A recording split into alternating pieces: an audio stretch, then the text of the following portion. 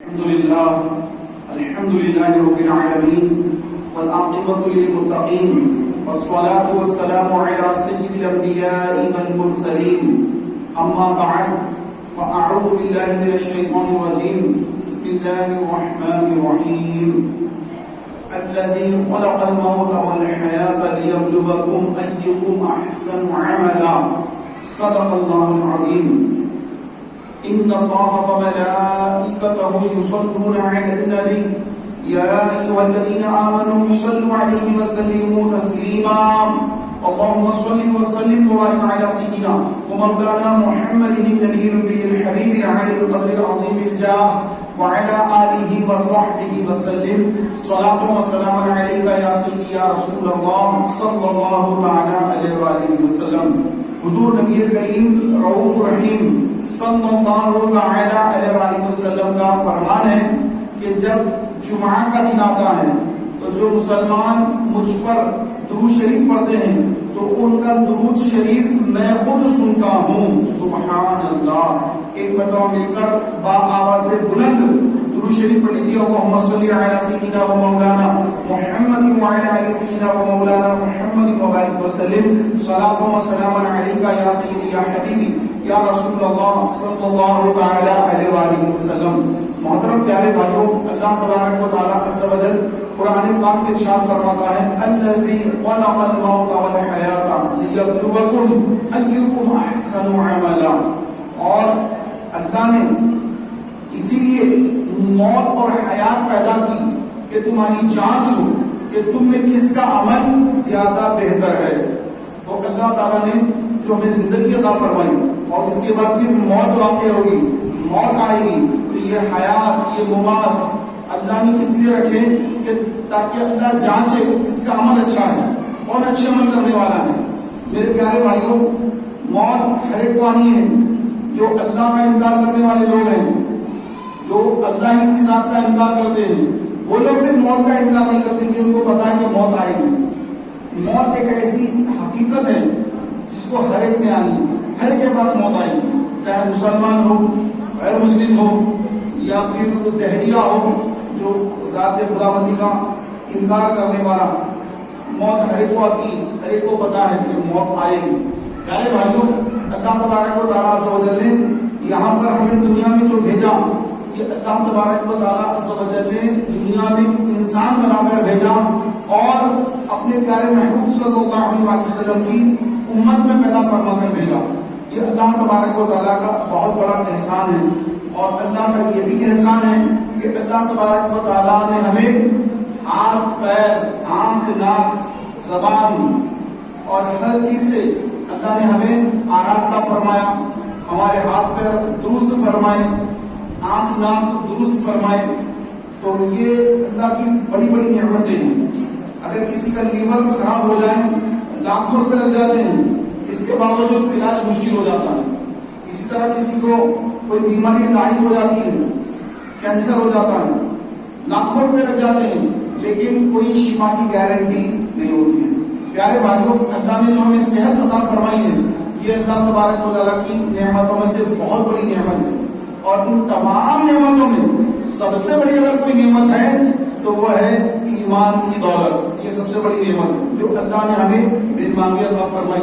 تو اللہ تبارک و تعالیٰ عز و جل نے ہمیں اپنے محبوب کی امت میں پیدا فرما کر، ایمان عطا فرما کر، اپنے حبیب کی امت میں پیدا فرما کر اتنا بڑا احسان فرمایا ہے کہ یہ احسان پیارے بھائیوں میدان حشر میں ہمیں اس وقت معلوم ہوگا کہ ہم قیامت کے روز حضور کی خدمت میں حاضر ہوں گے. اور میرے اعلیٰ حضرت کیا خوب فرماتے ہیں. اعلیٰ حضرت آپ نے جو شعر لکھا، سلام لوگ پڑھتے ہیں جمعہ کے دن، مصطفیٰ جان رحمت پہ لاکھوں سلام، شمع بس میں ہدایت پہ لاکھوں سلام. اس کا جو آخری مقطع ہے، تو مقطع جو ہے وہ 4 اشعار میں ملا کے پڑھا جاتا ہے.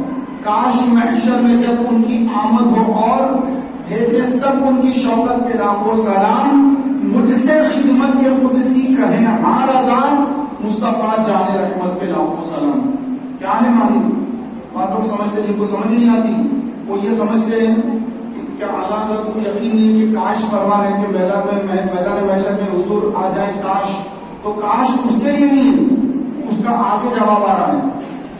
حضور تو میدان محشر میں آئیں گے، سرکار سب سے پہلے قیامت کرنے والے سب سے پہلے حضور اسلام ہوں گے، ساتھ میں صدیق اکبر فاروق اعظم ہوں گے، اور حضرت عیسیٰ علیہ السلام بھی آپ کے ساتھ ہوں گے. وہ تو احادیث مبارکہ میں موجود ہے. پیارے بھائیوں، آقا سے کیا فرما رہے ہیں؟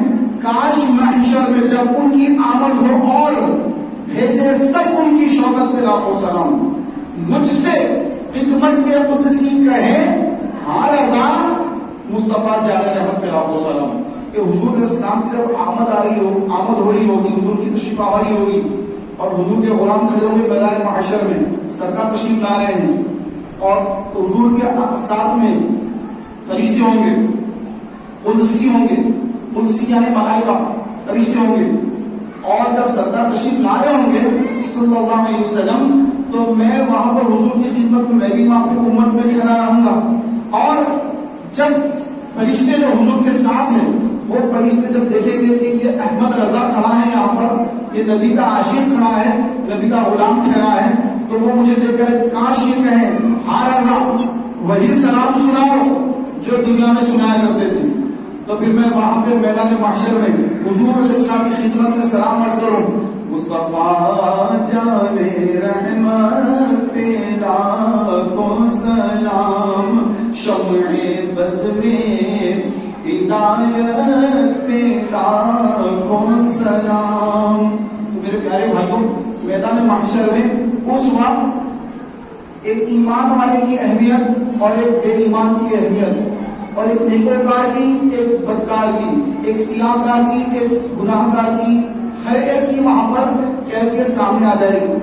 کہ جو نیک لوگ ہوں گے ان کے چہرے روشن ہوں گے، اور جو گناہ گار ہوں گے ان کے چہرے سیاہ کالے پڑ جائیں گے. اور جن کا خاتمہ کفر پر ہوا، جو کافر مرے، تو ان کا تو یہ حال ہوگا کہ ان کے چہرے کالے، آنکھیں نیلی اور چہرہ ڈراؤنی.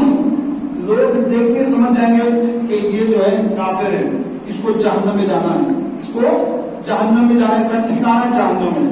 اور جو نیکوکار ہیں، جنہوں نے دنیا میں نمازوں کا اہتمام کیا ہوگا، جن کا خاتمہ ایمان پر ہوا ہوگا، نمازیں تو بہت پڑھتے ہیں، 73 فرقوں میں ہر فرقہ نماز پڑھتا ہے، ہر جماعت نماز پڑھتی ہے، اور ہر جماعت کا یہ دعویٰ ہے ہم صحیح ہیں، ہم صحیح ہیں. کوئی ماتم کر رہا ہے، ہم صحیح ہیں، ماتم کرنا صحیح ہے. کوئی کہہ رہا کہ ہم حدیث پر عمل کرتے، نماز یوں پڑھ رہے ہیں، ہم صحیح ہیں. ہر ایک کا دعویٰ ہم صحیح ہیں. میرے آقا علیہ السلام نے فرمایا میری امت میں 73 فرقے ہوں گے، ایک جنت میں جائے گا، باقی 72 کے 72 جہنم میں جائیں گے. جب صحابہ نے پوچھا یا رسول اللہ 72 جہنم میں جائیں گے؟ فرمایا ہاں. اور ایک جنت میں جائے گا؟ فرمایا ہاں. تو اس کی نشانی کیا ہے؟ کون لوگ ہوں گے؟ ایک جماعت کون سی ہے جو جنت میں جائے گی اور باقی 72 جہنم میں جائیں گے؟ تو میرے آقا علیہ السلام نے فرمایا ما انا علیہ واصحابی، جس پر میں اور میرے صحابہ ہیں. وہیں سے نام پڑا اہل سنت و جماعت، میری سنت پر عمل کرنے والے، اہل سنت میری سنت پر عمل کرنے والے. و جماعت تو کون سی جماعت ہے وہاں پر؟ صحابہ کی جماعت ہے. تو صحابہ کرام کے عقیدے پر ہوں گے، طریقہ پر سب نمازوں کا اختیار کر لیا سب نے، لیکن عقیدہ ہے صحابہ کا جو عقیدہ تھا، اس عقیدے پہ جو رہے گا وہ نجات پانے والا فرقہ رہے گا. اور وہ نجات پانے والا فرقہ، اس کا سرکار نے نام بھی بتا دیا ما انا علیہ واصحابہ، جس پر میں اور میرے صحابہ ہیں. اب صحابہ کے بعد تابعین ہیں، تابعین سے تبع تابعین نے سیکھا، ان سے بزرگان دین نے سیکھا. آج آپ دیکھیں کہ پوری دنیا کے اندر جتنے اولیاء اللہ کی مزارات ہیں، یہ سب کے سب اہل سنت ہیں، سب کے سب اہل سنت ہیں. جتنے اولیاء اللہ کی مزارات ہیں، اللہ والے جتنے ہیں، تو جس جماعت میں اللہ کے ولی ہوتے ہیں وہی جماعت حق پہ ہوتی ہے، اور جس جماعت میں اللہ کے ولی نہیں ہوتے وہ جماعت جھوٹی ہوتی ہے اور گمراہ ہوتی ہے. تو آپ بتائیں کس فرقے میں جو ہے کوئی اللہ کا ولی آیا؟ ایک ہی جماعت ہے اہل سنت و جماعت، جس میں ہمارے سرکار بغداد حضور غوث پاک شیخ عبد القادر جیلانی رضی اللہ تعالیٰ عنہ، خواجہ خواجگان خواجہ غریب نواز رضی اللہ تعالیٰ عنہ، خواجہ نظام الدین اولیاء رحمۃ اللہ تعالیٰ علیہ، بابا فرید الدین گنج شکر رحمۃ اللہ تعالیٰ علیہ، کتنے بزرگان دین ہیں، کتنے اولیاء اللہ ہیں، پوری دنیا میں اولیاء کرام پھیلے ہوئے ہیں، اور الحمدللہ یہ سارے کے سارے اولیاء اللہ اہل سنت و جماعت میں ہیں، یہ سب کے سب سنی ہیں، اور الحمدللہ ہم بھی سنی ہیں۔ یہ اللہ کا ہم پر بڑا کرم ہے کہ ہم ان بزرگان دین کا ادب کرنے والے ہیں، سجدہ نہیں کرتے ان کو جا کر، ہم بزرگوں کی بارگاہ میں سجدہ نہیں کرتے، بلکہ ان کے پاس پہنچ کر اللہ کی بارگاہ میں دعا کرتے ہیں کہ یا اللہ یہ میرا فلاں کام بنا دے، یہ میرا یہ کام بنا دے، اور میری پریشانی کو دور کر دے، مجھے نمازی بنا دے، مجھے دیندار بنا دے۔ یا جو دنیاوی دعاؤں کے لیے جاتے ہیں تو جا کر وہاں پر اللہ کے ولی کے وسیلے سے اللہ کی بارگاہ میں دعا کرتے ہیں کہ اس نیک بندے کا واسطہ کہ میری دعا کو قبول فرما لے، کیونکہ وہاں پہ تو چھما چھم رحمتیں برستی ہے، اللہ والوں کی مزار پر ہمیشہ رحمتیں برستی ہے۔ اعلیٰ حضرت فرماتے ہیں کہ ہندوستان کے اندر جہاں پر دعائیں قبول ہوتی ہیں، دعائیں تو ہر جگہ قبول ہوتی ہے، لیکن جہاں پر دعائیں قبول ہی قبول ہے، رد کا امکان ہی نہیں ہے، وہ جگہ ہے اجمیر شریف۔ کہ جو اجمیر شریف جائے اور سرکار غریب نواز کے روزے پر جا کر اللہ کی بارگاہ میں دعا مانگے تو اللہ تبارک و تعالیٰ اپنے اس ولی کی برکت سے اپنے اس بندے کی دعا کو قبول فرما لیتا ہے، کیونکہ وہاں پر ہمیشہ رحمتیں برستی ہیں۔ لیکن بارش ہوتی ہے، بارش تو ہر جگہ ہوتی ہے، جہاں کیچڑ ہو وہاں کیچڑ اور بڑھ جاتا ہے، بارش تو ہر جگہ ہو رہی ہے، پہلے سے تھوڑا بہت کیچڑ ہوگا اور وہاں کیچڑ میں اضافہ ہوگا، اور جہاں پر اچھا پانی ہوگا، جیسے ہمارے پاس عثمان ساگر ہے، حمایت ساگر ہے، یہ جو بڑے بڑے ساگر ہیں، تو یہاں پر جب پانی جمع ہوتا ہے تو اہلیہ نے حیدرآباد کے لیے پینے کا پانی کا انتظام ہو جاتا ہے، کیونکہ اچھا پانی ہے، اچھے پانی میں اور پانی بڑھتا ہے تو دروازے کھول دیے جاتے ہیں کہ ماشاءاللہ بہت پانی ہو گیا ہے، لیکن اگر وہی پانی جب برسات کا کیچڑ میں گرتا ہے تو کیچڑ اور بڑھ جاتا ہے۔ تو میرے پیارے محترم بھائیوں، رحمت تو ہر جگہ برستی ہے، اللہ کی رحمت تو ہر جگہ برستی ہے، لیکن جہاں پر اللہ والے ہوتے ہیں، اللہ کے ولی ہوتے ہیں، جہاں پر اللہ کے ولی ہوتے ہیں وہاں پر تو ہمیشہ اور زیادہ موسلادھار جیسا بارش ہوتی ہے، ویسے رحمتیں وہاں پر برستی ہے۔ تو وہاں پر جا کر اگر جو بندہ دعا مانگتا ہے تو اللہ تبارک و تعالیٰ اس کی دعا کو ضرور قبول فرما لیتا ہے۔ اعلیٰ حضرت فرماتے ہیں برستا نہیں دیکھ کر ابر رحمت بدوں پر بھی برسا دے برسانے والے، کہ جو ابر ہوتا ہے وہ یہ دے دیتا کہ یہ گناہ گار ہے، بدکار ہے، اس پہ رحمت نازل ہو، اس پہ نہ ہو، ایسا نہیں، بلکہ حضور کی بارگاہ کی وہ شان ہے کہ برستا نہیں دیکھ کر ابر رحمت یہ دیکھ کے نہیں برستا کہ یہاں پر ہی برسوں یا نیک لوگ ہیں یا گناہ گار ہیں یا بدکار ہیں، بلکہ محبوب کی رحمت کی جو برسات ہے وہ ہر جگہ ہوتی رہتی ہے، اور جہاں پر محبوب کے محبوبین ہوتے ہیں وہاں کا تو کیا کہنا۔ تو میرے پیارے بھائیوں، اللہ کی رحمت ہی تو ہے کہ اللہ تبارک و تعالیٰ نے توبہ کے دروازے کھلے رکھے ہیں۔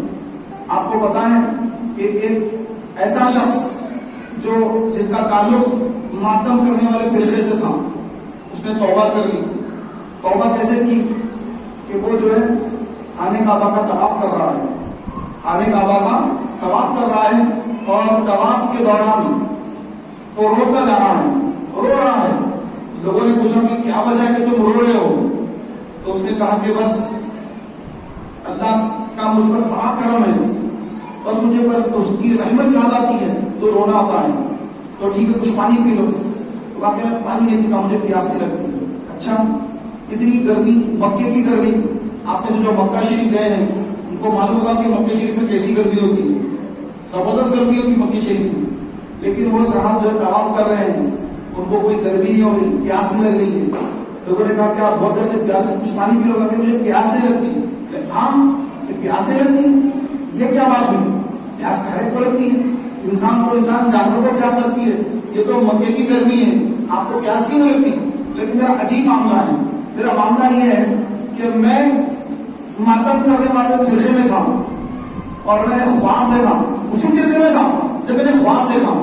آپ میں کیا دیکھتا ہوں کہ میدان حشر برپا ہے، حشر کا میدان ہے، اور مجھے سخت پیاس لگی ہے، میں بے چین بے قرار پھر رہا ہوں، التش ہائے پیاس، مجھے کوئی پانی پلا دے، اتنی گرمی ہے، تو میں بھاگتا پھر رہا ہوں تو مجھے ایک جگہ مجمع نظر آیا.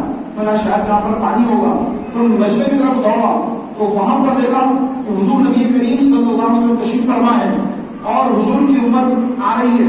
حضور اسلام اپنے مبارک ہاتھوں سے انہیں پانی عطا فرما رہے ہیں, آب کوثر کے جام بھر بھر کے عطا فرما رہے ہیں.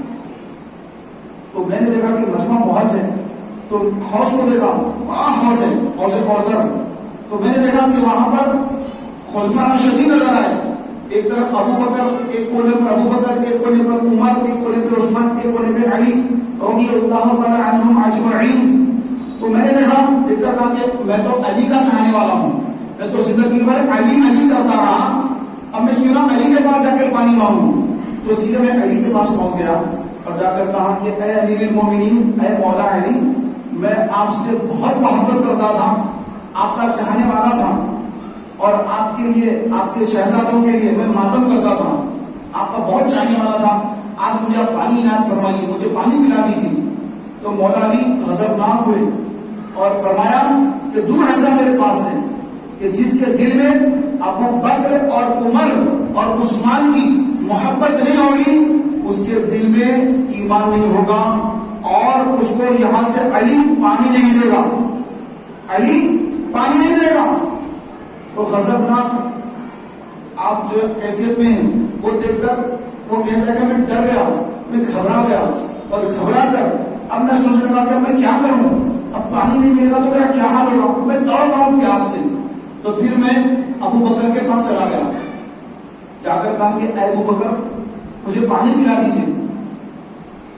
تو ابو بکر صدیق نے فرمایا کہ تو علی کے پاس گیا تھا نا, جس کو علی پانی نہ دے اس کو ابو بکر بھی پانی نہیں دے گا. سبحان اللہ.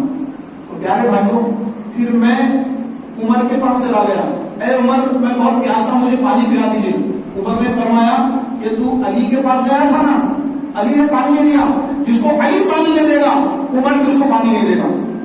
پھر میں عثمان کے پاس آ گیا, کہا کہ اے عثمان مجھے پانی دے دے, میں بہت پیاسا ہوں. کہا کہ تو علی کے پاس گیا تھا, علی نے پانی نہیں دیا, تو کیا سمجھتا ہے کہ تو ایک سے محبت کرے گا اور دوسروں کی عداوت دل میں رکھے گا تو کیا تجھے یہاں حوض کوثر سے پانی ملے گا؟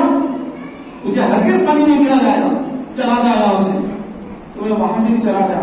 اب میں بے چین بے قرار ہو کر اب میں حضور کی بارگاہ میں آ گیا, سرکار کی خدمت میں آ گیا. یا رسول اللہ مجھے پانی پلا دیجیے.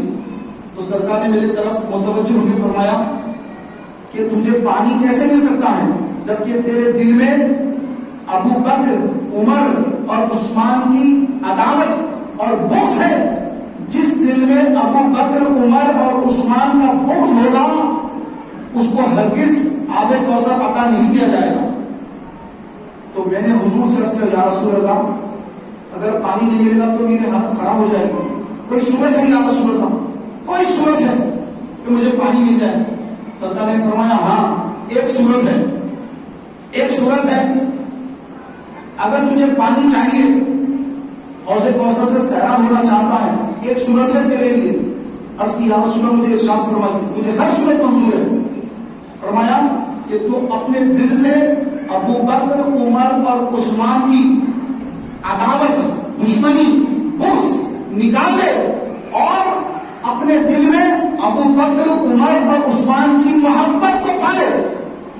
محبت اپنے دل میں پیدا کر, ابو بکر, عمر, عثمان کی محبت دل میں پیدا کر کہ تجھے پانی عطا کیا جائے گا. جب میں یہ سنا تو میں فوراً اللہ سے دعا کرنے لگا کہ یا اللہ مجھے ابو بکر کی محبت دے دے, مجھے عمر کی محبت دے دے, مجھے عثمان کی محبت دے دے. اور اسی وقت اللہ کی بارگاہ میں میری دعا قبول ہو گئی اور میرے دل میں جو ابو بکر, عمر اور عثمان کے تعلق سے جو بغض, دشمنی, عداوت تھی وہ یکسر نکل گئی. اور اللہ تبارک و تعالیٰ نے ان خلفائے ثلاثہ کی محبت میرے دل میں ڈال دی. جب میرے دل میں خلفائے ثلاثہ کی محبت آ گئی تو اللہ کے رسول صلی اللہ علیہ وسلم نے فرمایا کہ اب میں تجھے اپنے ہاتھوں سے پانی عطا فرماؤں گا. سبحان اللہ. تو پیارے بھائیوں میں آگے بڑھا اور بڑھ کر حضور کے مبارک ہاتھوں سے آب کوثر لے کر خواب کی حالت میں ہی میں نے اس کو پی لیا. اور جب پی لیا اور جب صبح بیدار ہوا, نیند سے بیدار ہوا تو بالکل حشاش بشاش تھا. اور اس وقت سے آج تک مجھے پیاس ہی نہیں لگی. پیاسنے لگتی ہے. تو میرے پیارے بھائیوں، دل میں حضرت صدیق اکبر کی محبت ہو، ابو بکر کی محبت کے ساتھ عمر کی محبت ہو، پھر عثمان غنی کی محبت ہو، یہ خلفاء کی محبت ہو اور تمام صحابہ کا ادب ہو اور اہل بیت کی محبت ہو، تو وہی ایمان والا ہے، اسی کو نجات ملنے والی ہے، اسی کو میدان محشر میں آب کوثر کے جام بھر بھر کے عطا ہوں گے. اور جو جن کے دل میں ان کی محبت نہیں اور یہ جھوٹی محبت کا دعویٰ کرے کہ میں اہل بیت سے محبت کرتا ہوں، میں علی سے محبت کرتا ہوں، تو مولا علی اس کو دھمکا دیں گے کہ جو ابو بکر کا نہیں وہ میرا نہیں. تو میرے پیارے بھائیوں، آج ہم کو دیگر الگ الگ فرقوں کے جماعت کے لوگوں سے ان سے ملنے کے بجائے ہمیں اہل سنت و جماعت پر مضبوطی سے قائم رہنا ہے کہ صحبت صالح ترا صالح کلت، صحبت طالب ترا طالب کلت. نیک کی صحبت نیک بنا دے گی اور برے کی صحبت برا بنا دے گی. لہذا ہم کو اہل سنت و جماعت میں رہنا ہے، کسی گمراہ فرقے کے پیچھے نہیں جانا ہے، کسی گمراہ فرقے کے لوگوں کے ساتھ دوستیاں، ان کے ساتھ رشتہ داریاں اور ان کے ساتھ دیگر معاملات رکھنے کے بجائے اہل سنت و جماعت صحیح عقیدہ سنی مسلمانوں کے ساتھ جو حضرت امیر معاویہ رضی اللہ تعالیٰ عنہ کا بھی ادب احترام کرے اور تمام صحابہ کا ادب احترام کرے، ان کے ساتھ رہنا چاہیے. جو گستاخ صحابہ ہیں، گستاخ اولیاء ہیں، گستاخ اہل بیت ہیں، گستاخ رسول ہیں، ان سے دور رہیں ورنہ ایمان برباد ہو جائے گا. ہمارا کام تو ہم نے بتا دیا، آگے آپ جانیں. اللہ تبارک و تعالیٰ سے دعا، اللہ تبارک و تعالیٰ ہم سب کی ایمان کی حفاظت فرمائے. آمین. بجاہ نبی کریم صلی اللہ علیہ وسلم. سنت عطا فرمائیے.